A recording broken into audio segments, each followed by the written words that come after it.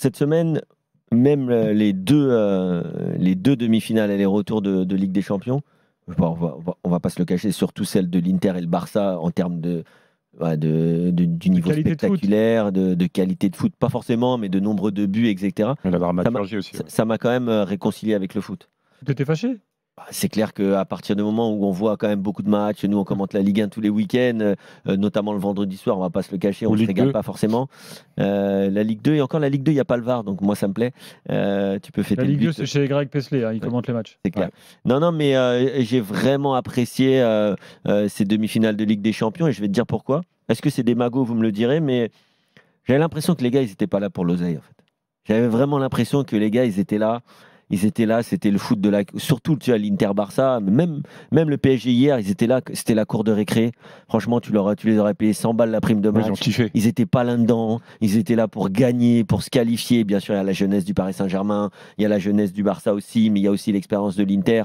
Et les mecs, tu voyais que t'as Lautaro qui joue blessé à l'ancienne, il peut pas courir, tu vois qu'il peut pas courir dès le début, mais il fait quand même le match. T'as Dembélé qui rentre, on voit bien qu'il est diminué.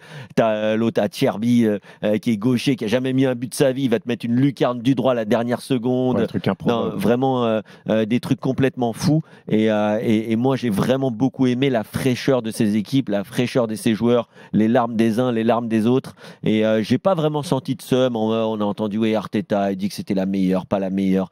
Non, j'ai vu encore Araujo cet après-midi assumer. Voilà, j'ai fait une erreur, j'ai perdu mon duel. J'ai vraiment aimé c'est pas la première fois cette saison en Ligue des Champions, mais j'ai vraiment beaucoup aimé ce qu'ont dégagé ces grandes équipes, ces grands entraîneurs, ces grands joueurs, et avec des matchs vraiment exceptionnels. Alors moi, comme je disais, j'ai pu les émotions de peut-être quand on était plus jeune, mais je vois mon fils, je vois les gars au foot, tout le monde parle de la Ligue des Champions, tout le monde parle des matchs dans la rue, les gens qui suivent ou pas le foot, même à Paris, on dit que c'est pas une grande ville de foot, mais quand même, les gens ils savent que le PSG est en finale de la Ligue des Champions, que c'est particulier, et que je suis comme Jimmy. Bon, malheureusement il y a des incidents, mais c'est pas ce que je vais retenir.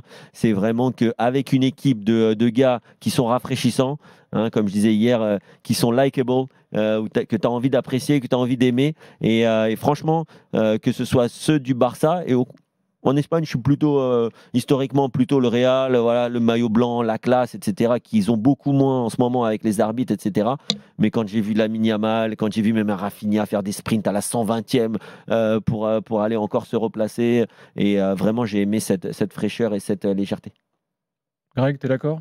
Ouais, il a raison. Après, c'est authentique en fait, ça fait du bien. C'est le football qu'on aime en fait. Et avoir ce scénario-là, parce que bon, je parle notamment d'Inter-Barça, c'est hallucinant quand même. Autant de buts sur une demi-finale de Ligue des Champions, ça prouve que tu n'es pas dans le calcul. Et ça fait du bien de retrouver cette fraîcheur-là. Et c'est pour ça que je rejoins Kevin par rapport à ça. C'est une espèce de pavillon témoin sur ce que devrait être le foot tout le temps. Bah oui, ne pas être dans le calcul. C'est ça la normalité en fait, Kevin. Quand tu as du talent sur le terrain, lâchez-vous les mecs en fait. Arrêtez d'être bridés. Après, ça part aussi des coachs, parce qu'il y a ces notions-là. Dans les plans de jeu, on se dit, on y va pour gagner. On n'est pas là dans la réflexion de dire, on va essayer de tenir le nul ou quoi que ce soit. Après, est-ce que le fait que les buts à l'extérieur ne comptent plus double, etc., est-ce que ça a aussi induit cette mentalité-là? Mais après, je pense que ça joue. Ouais, ça joue, mais surtout pour le match aller, je trouve. Parce qu'on a vu des matchs retour de folie. Tu vois, où il y a eu des renversements, des buts, et ça remettre d'un côté. Là, forcément, c'est très simple en fait, il n'y a pas de calcul à avoir. Il faut mettre un but de plus que l'adversaire sur l'ensemble des deux matchs. Moi, j'aimais bien quand même la symbolique du but à l'extérieur. Tu vois, t'as gagné 2-0, c'est que 3-0, ça suffit. Bref, j'aimais bien. Et puis quand tu prends un but, ça remet tout en question. Il faut que tu en mettes un but de plus. J'aimais bien ce calcul-là. Je trouvais qu'il y avait une complexité qui était intéressante. Mais du coup, là, tu n'as plus de calcul. Et tu vois, l'Inter, il y a 3-3 à l'aller. C'est pas pour autant que tu dois jouer 0-0 au retour. Et c'est pour ça qu'on a vu un match complètement débridé. Moi, je pense que ça aide cette nouvelle règle. Ouais, c'est vrai. Non, mais après, nous, c'est les jeunes qui ne l'auront pas connu. Ils vont pas dire que ça va leur manquer. Nous, on a quand même connu des soirées mémorables grâce à ça. Où tu avais toujours ce petit stress de dire attends, alors là, s'il marque, toi, il faut que tu en marques 2. C'est pas normal parce qu'au final ce sera égalité, mais je te dis moi ce que j'ai aimé, c'est que je te dis on découvre un peu cette nouvelle génération du Barça, ou même les joueurs du PSG on les découvre pas, on les voit tous les week-ends, mais moi je regarde pas non plus tous les matchs 90 minutes du Barça. Moi je dois être honnête, on regarde les gros matchs, les grosses affiches, mais de voir des mecs comme même Rafinha, que moi j'ai suivi sur RMC Sport à l'époque, et même ma chaîne Sport où il était à Guimarães, puis Sporting, puis Rennes, puis Leeds, puis le Barça. Tu te dis, putain, mais ce gars-là, le chemin qu'il a fait. C'est plus le même. Hein. Tu vois, le chemin qu'il a fait. Des mecs comme Acerbi, t'as l'impression de voir Walter Samuel. C'est un mec à l'ancienne qui représente l'Inter. Ou même, voilà, là, tu vois Ousmane Dembélé qui se transforme en machine à but. Il y a vraiment des histoires. Là, il y a des histoires à raconter. Et je trouve que le football aujourd'hui, il manque quand même d'histoire. Et là, c'est pas que ouais, le gars, il est là, mais c'est un talent. En fait, moi, je suis pas fan que les joueurs débutent trop tôt. Mais là, Lamine Yamal, pour le coup, là, on parle pas d'âge. Là, c'est juste de la fraîcheur. Et le gars, il va pas te dire, ouais, mais moi, non. Le gars, il a encore des bagues. T'as l'impression qu'il sort du lycée. Il sort d'ailleurs du lycée. Ah, mais lui, il joue comme dans la cour. Hein. C'est clair. C'est exceptionnel. Hein. Lui, il se prend pas la tête. Hein. C'est exceptionnel. Il joue mais même le petit, comme là, moins de 17. le gars qu'on a découvert, l'arrière-gauche, là. C'est comment Gérard Martin. Non, mais est-ce que tu as vu les deux galettes qu'il envoie? Alors, tu vois qu'il est limité. Tu vois qu'il va pas très vite. Tu ne seras pas un grand joueur. Mais les galettes qu'il envoie en demi-finale. Mais plus globalement, au-delà même des demi-finales, c'est un bon cru de Ligue des Champions. Tu as eu des très beaux quarts, que ce soit le PSG, Aston Villa.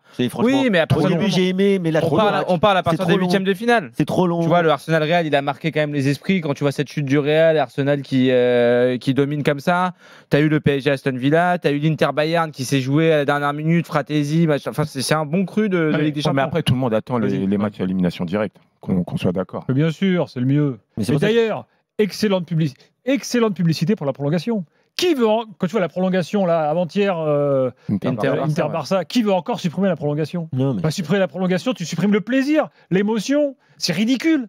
Faut la remettre en Coupe de France, la prolongation. Oui, c'est vrai. Ça, c'est une vraie volonté pour toi. Mais non, mais supprimer la prolongation, mais quelle connerie! C'est incroyable. Après, ça va aussi. Et d'ailleurs, sur le changement de règle, on se disait ça va faire beaucoup plus de prolongation. C'est pas forcément le cas. Tu vois, tu remarques qu'il y a eu effectivement sur Inter-Barça, ça donnait 2-3-3. Dans ton émotion de la semaine, Kevin, la prolongation d'Inter-Barça, c'est pas ton climax? Non, honnêtement, non. Non, je veux te dire, franchement, pour moi, c'était les 5 dernières minutes. C'était le temps additionnel.